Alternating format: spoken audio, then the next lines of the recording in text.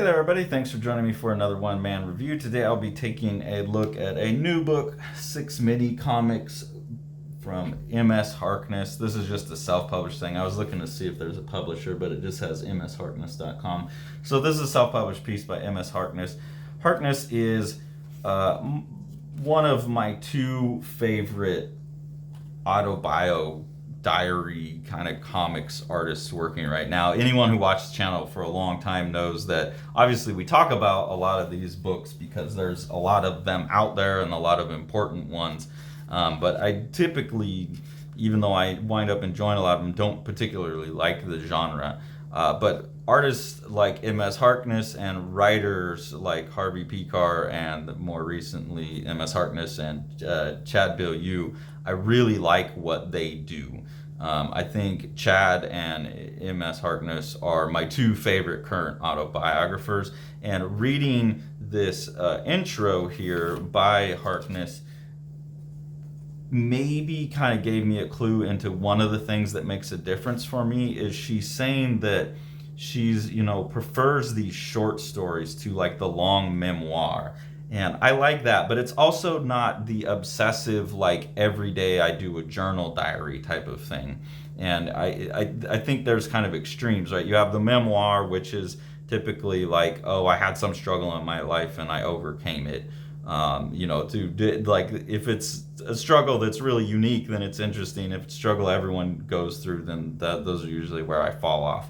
And then you have stuff like what Harvey Pekar does and what MS Harkness does and what Chad does, where it's kind of like observational comedy almost. They're telling you about their life, but they're philosophizing about the world to some extent, and you get these little short bursts. And then you have the diarists who are like kind of committed to just telling you about everything that they do in this obsessive like navel gazing, and those are the ones that really tend to turn me off. So this is, I think, really helping me, even that little bit of writing, helping me refine like what it is that I do and don't like about autobiography and comics. And honestly, I'm seeing more and more people move towards autobiography that I find interesting.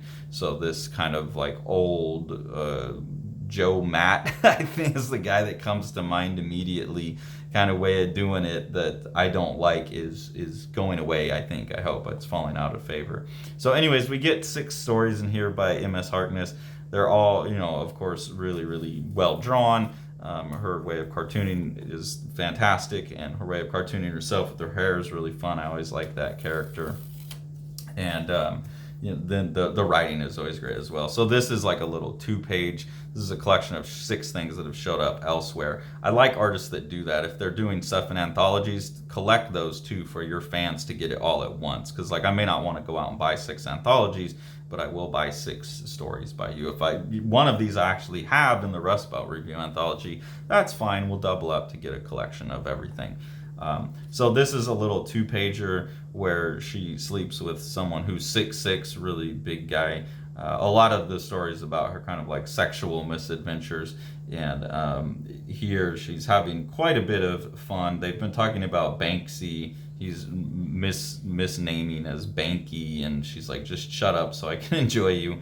And then here there's an idea for a piece, which is her, I'm thinking this is MS Harkness saying, tall dudes, hit me up, my number is, and then here you've got like what I'm assuming is maybe her real number, but it's been shredded so you can't exactly tell. I mean, you can extrapolate 6'1", and then that's a 2 or a 3. You can kind of extrapolate some of what the numbers would be.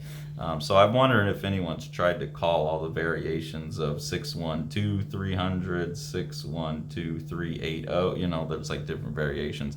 But I think that's funny because she's obviously putting pictures of herself in the book. She's makes a big deal about how fit she is, and she's attractive, and she's I don't know, is promiscuous bad? Is that seen as a negative thing?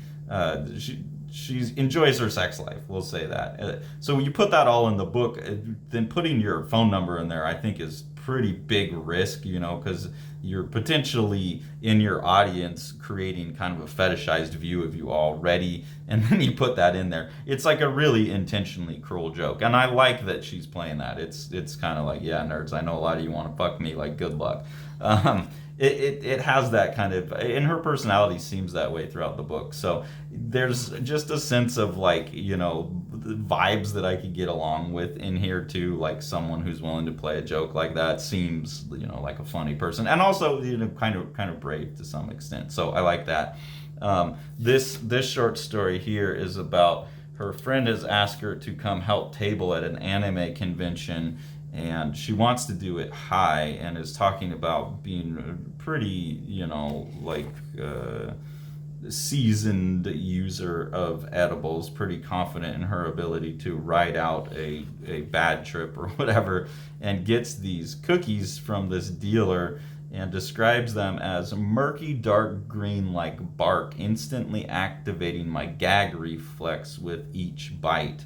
I became very aware that what I was ingesting was indigestible, like pure THC sprayed on a hamster cage filler. So immediately, like at the beginning of this, it's not even spoilers to be like, oh shit, she is gonna be as high as she's ever been at an anime convention. And okay, I'm really in on this. And that's just something that me and Chad have talked about, and we've talked about in relationship to Harkness's work, is that Chad, as a writer, not sitting around a drawing, can go out and live life experiences and then have the artist draw it, so he can go live a life and report on it. One thing that's really nice about Harkness is that Harkness doesn't just stay in her room drawing comics, so she actually has things to talk about. She's lived a pretty wild, crazy life and is reporting on those scenarios. So, like, hell yeah, I want to hear the story about how I Eyed Your Mind at the Comic-Con. Versus, like how I masturbated on my bed in between drawing sessions. It's like pretty obvious which is more interesting. So here she is with the weed starting to kick in, but not all the way there yet. And I also just sympathize with this. I didn't know any of these new animes. I was thirsty and I wanted to walk faster than everyone else. And I'm always in that situation, especially at conventions where I'm like, predicting my way to weave through the floor at a speed that's comfortable for me. I feel like most people just go so slow. Conventions are very, very difficult for me. Enjoyable in the smaller ones, like Moko's real enjoyable, but they're tough. It's too many people. Anyway, she gets back to the table after what seems like hours long trip to go get something for her friend, and it says, I wasn't even gone for more than 10 minutes. And her friend says, dude, these fucking cookies. So that's what that one's about, just continuing the story of them being just like totally blitzed at this convention.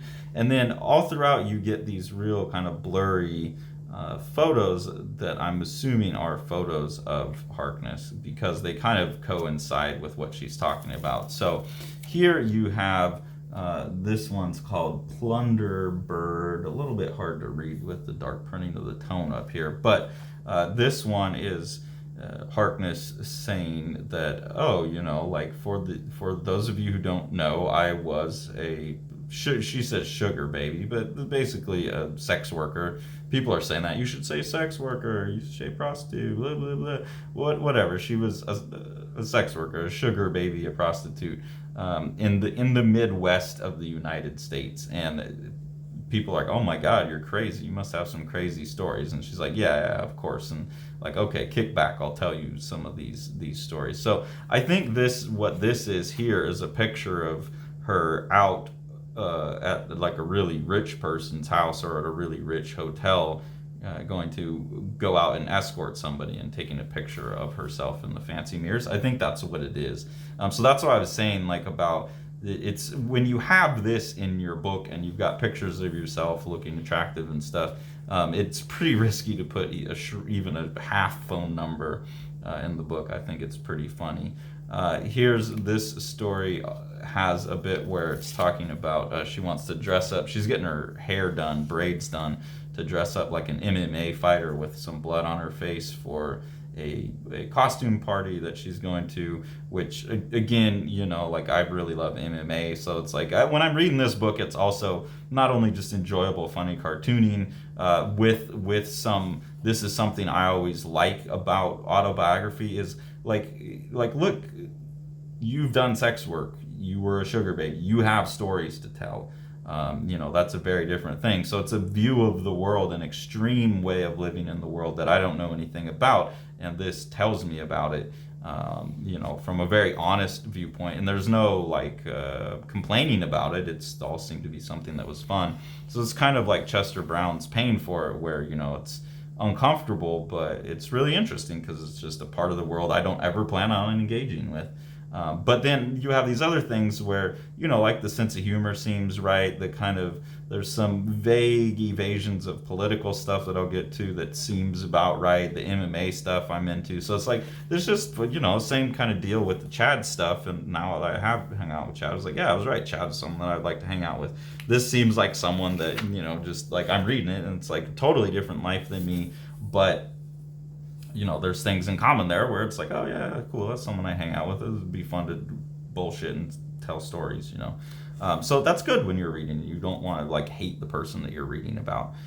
This is brutal here, where she's going to this art school party, and we'll get to why she's in art school a little bit later. Really intense. But just the bullshit that they're talking about that are totally irrelevant to her. And this is where I'm saying some of it is it's showing like a politically ambiguous political affiliation throughout the book.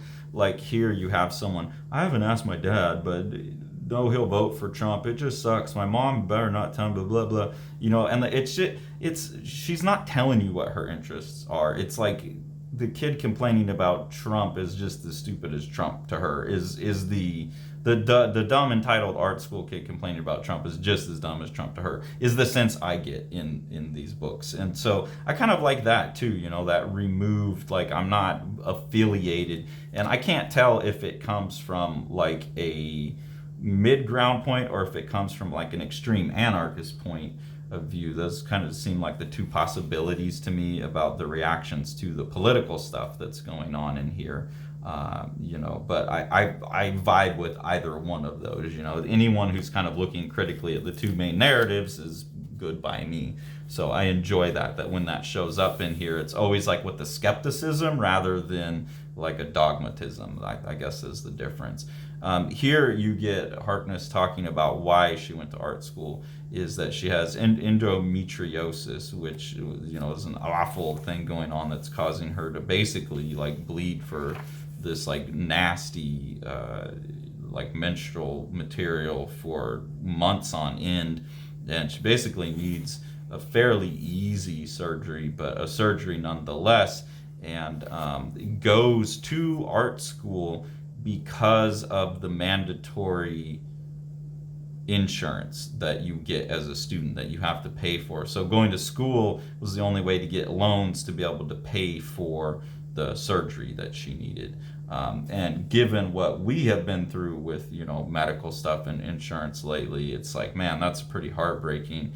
And just the idea that she went to school just to be able to afford the surgery is nuts. Obviously someone who wants to do art and is interested in art, but someone who's also probably didn't need to go to art school, competent enough, and obviously self-publisher, gets a lot of stuff done. It's very obvious throughout the book that this is a very kind of motivated individual in a number of realms, successful cartoonist, very healthy, does a lot of weightlifting, has organized all these different things. Reading one of the Rust Belt reviews that I've been talking about lately, Sean Knickerbocker was talking about MS Harkness organizing a retreat for a lot of these artists in the Rust Belt to go and make comics together. So someone who's really got their shit together and is still having to navigate this fucked up system we've got, and is skeptical about it and kind of seen it from the outside. And I like that as well. And the impact, especially of the medical stuff, I get. But also just really impressed, you're watching someone who at a very young age is able to make the types of decisions that they need to make, right? I'm gonna go do this art school thing because I need the medical thing. I think a lot of kids would just freak out and not know what to do. So you get a sense of like, someone who really can survive, someone who's both book smart and street smart, things like that. Here you get another kind of this ambiguous political affiliation outsider. The art school was sure we were all going to have nervous breakdowns, so classes were canceled for a couple of days. And this is talking about because Donald Trump won the presidency, that the art school kids were also triggered that classes were officially canceled for a couple, or informally canceled for a couple of days. So all the administration and teachers just said, yeah, all these kids are stressed about who got elected as president. We're going to cancel classes. That's just absurd to me. Like, I don't care what your political affiliations are. I could care less for Trump, but like, bro, go to class. You're an art school. Like, I don't think you're so emotionally damaged that you can't sit around and make your art. Funnel it, make your art about Trump. Like, it's such weak stomached shit. It's laughable to me. And it seems laughable to her too. Like, I can't believe that everyone is like, classes, this is so stupid, is the sense you get from the story. And then they're asking her, like, do you want to go to the protest? And she's like, no, I don't think so. And they're like, well, why not? And then she's like, yeah, like, I went once and a bunch of people started shooting, and I went another time and watched someone get run over by a car. So, like, you guys go have fun, but I'm not going to do it. So again, like, yeah, whatever. Maybe I don't like Donald Trump, but like, just don't put pressure on me. I don't want to go to the rally. Like, it's not going to accomplish anything. It's just dangerous. So again, that kind of like practical view of like, just leave me out of it about this kind of stuff, I find appealing as well. I also find this book to be another one of these instances of quit talking about it, just be about it. And by that, I mean, like, with all the political stuff, instead of really making stories that are a political rant, you have a story about, like a private thing that Harkness is going through with going to get the treatments that she needs, but that leaves her going to Planned Parenthood, and she's going now, like, leaving school, and there's all these people doing this big crazy anti-Trump protest with their pussy power signs, and the future is female, and the fist in the female symbol, so I guess fist them, I don't know. And then she goes to Planned Parenthood, and it's both showing like the, hey, like, look, I don't fit into this, like, you're all out there, but I have a real world problem I gotta solve right now that's related to this, and all of you idiots out here doing this could be here, like, supporting this institution, I think, is the implication. Because it's like, as soon as she goes outside, it's like, oh shit, here's this big thing here. So I like that, again, that kind of outside, removed perspective on all of what's going on today, I think is really nice. Here she's going and getting a medical checkup at a gynecologist, and I just love the representation, because Harkness is definitely not scared of being explicit, but here, instead of showing herself back with on the stirrups or whatever, she's basically having the doctor go look under the hood of the car and then saying, oh yeah, that's your problem. So that symbolic nature, I think, speaks to the maybe dissociative kind of space you have to get in when you go to a doctor. Obviously, I don't go to a gynecologist, but I'm old enough now that we have some visits, and you kind of just gotta dissociate from it a little bit. And so her thinking about like the car like that, I think, is really funny. And what's going on in there is absolutely terrifying. I won't say what it was that was causing all these problems, but it's pretty terrifying. And then, so you have all that, which is like a memory of 2016, and then now you have Harkness in 2020, like, going to vote, and the whole world falling apart, Molotov cocktails, and not knowing how to fill out the ballot. Here's to 4 more years of hanging on, and then her good side has given up and is just having a cigarette, and her bad side is encouraging her to vote for Bernie Sanders. So again, that kind of outsider perspective, whether it be like even more progressive than the people that are in office now or more conservative, you don't get a sense of that. And I kind of like that too. It's a way of talking about politics without giving away your exact affiliation. So I think that's interesting, but then also kind of giving away your interests and affiliations to some extent at the end there. And then this story here is more about Harkness's other main interest, which is weightlifting and powerlifting. And she goes into here that weightlifting and powerlifting are two different things. There are similarities in the training, but weightlifting is exhibition of the snatch and clean and jerk. I compete in amateur level weightlifting, but she's helping a friend compete in professional competition as well, it looks like. So that's also cool because, again, you get someone who's got interest other than comics. I think a lot of the autobio stuff that I have a problem with is comic artists making books about being artists, making books about being comic artists and stuff. And you don't ever really get that with Harkness. Like, this is the artist part is the vehicle to talk about all this other stuff. Like, yeah, you talk about art school, but it was more to talk about the medical system and the politics and stuff that you're exposed to. And then here, we're learning about an entirely different world than we normally would be learning about in autobio comics, which is the weightlifting world, and from the female perspective. So that's more of that, where it's like just being it instead of talking about it. Like, the political stuff is there, but you never feel like this is a political message.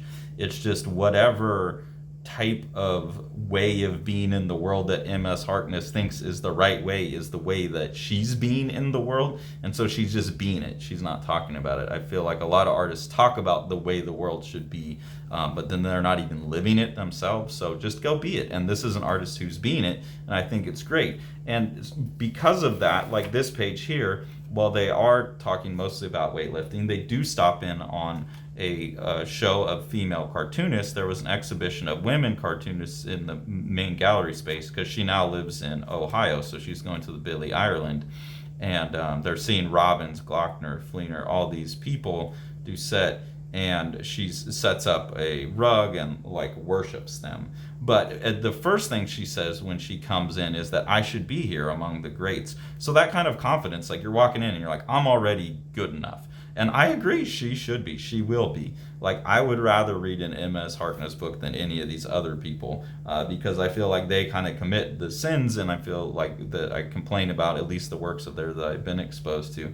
And I feel like Harkness is solving all of those problems and kind of cleaning up some of the rough edges of the previous generations of people who deal with memoir and autobiography, and evolving it into something better. So I think already, like, if she stopped now, she will have earned her place there among the greats. But this is someone who's obviously not going to quit. This is unless there's a good reason to. The book strikes me as something made by someone with huge amounts of ambition, someone with huge amounts of discipline, and the things that it takes to keep going. And so I really am hopeful that we will we will be talking about MS Harkness 30 years from now, along the likes of Trina Robbins, Phoebe Glockner, Mary Fleener, Julie Doucette, all of these people like that. So I think if she didn't make any more work, she probably already deserves that entry. But I also don't think we're going to see MS Harkness stopping anytime soon, especially with a new book from Fantagraphics on the way. I think people are glomming on here. Something else that's really interesting here at the end, as I'm talking about these worlds that are very different from each other, is that Harkness is obviously very comfortable being fluid between the two worlds, and I really respect and appreciate that, because the people that I've met that can do that are usually the coolest people. So here she's going out with the bodybuilding people, but is saying whenever cartoonists go out, we just mess around with each other's pens and draw stuff. I love it. And so she's bringing that social skill from one group into the other group, and you're seeing someone who's obviously just like very socially competent as well. And then here you get some more photographs and stuff like that. So a really clear portrait, I think, of a creator. and a personality and a mindset and a way of operating in the world. All of that put together in an entertaining package with like lots of good jokes, good humor, funny stuff. I skipped over, there was one story that is in one of the one about the guy with the circumcision that's in one of the Rust Belt reviews. So I skipped over that. That's in here as well. But there's just someone who goes and lives a life and then reports on it. And I think that's what we need with these autobio comics. And then also, I was going to say about this fluidity between the worlds. I had a similar experience when I was doing the MMA training while I was in grad school. My last year in grad school, I went and trained MMA with the intention of doing a documentary and having a fight. That never happened for various reasons. But it gave me a way out of the art world and into a different world. And so I sympathize with that kind of fluidity between two totally different worlds, because like what was going on in an MMA gym is like 180 different from what's going on in a grad school program for art. And I needed that balance in my life. And but you kind of have to be two different people. That makes you a rounder person. But also it's like, I don't know, it just made me such a better person. So it's cool to see that too, and see that being represented in the books and stuff. So just everything about what Harkness is doing, I love. Will continue to buy as much of her work as possible and will continue to support. I hope you do all as well. If you enjoy what we're doing here on the channel and want to support us, which way am I going to do it now? We'll do two different ways to support us. The first is through our Patreon, and we have two different tiers of engagement there. At the first tier, you can just get early access to the videos. At the second tier, you'll get the ability to participate in our ongoing webcomic experiment, Pranede. You can help control what goes on with the story there. You'll also get previews of mine and Sean's personal work, books we're working on, things like that. So we really appreciate the support. Any of the money we get just goes into buying the comics that we review, helps with that. So we put it back in the pockets of creators like MS Harkness and small press publishers, anything like that we can, and just keep this whole thing rolling. If you want to support Living the Line itself, the best thing you can do is support what Sean's doing with Living the Line Publishing. So we'll go ahead and take a look at one of his books now. Plaza by Yokoyama Yuichi. This is translated by Ryan Holmberg and is very large for a manga, so that's a really cool feature of this book, this standard manga size. And this is just a 200 some odd page representation of what Yokoyama Yuichi thinks of the Carnival Parade. And he's just made this like relentlessly loud and rhythmic book that pushes all kinds of amazing boundaries of what comics and manga are, and we could not recommend this book more.